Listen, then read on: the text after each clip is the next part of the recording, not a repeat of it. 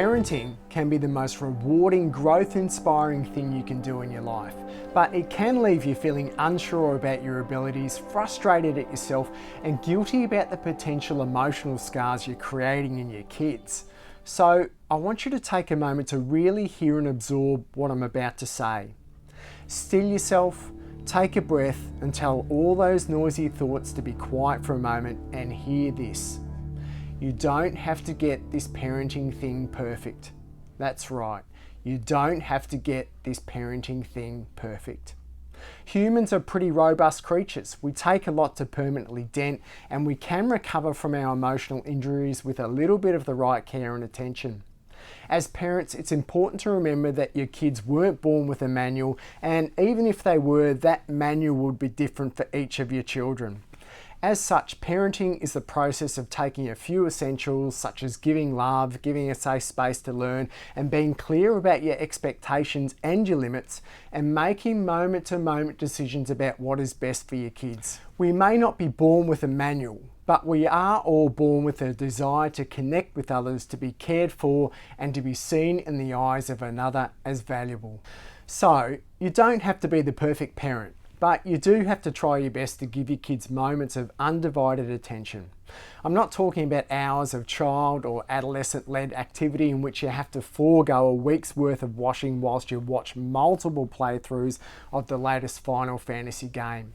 I'm talking about 2 minutes here, 5 minutes there, where you ask your kids what the best thing about their day was, or you say, hey, I've got 5 minutes now if you want to show me that unboxing of the toy that you really wanted. These moments say to your kids and teens, I'm interested and you're important. I started thinking about this because growing up, my stepfather never asked how my day was.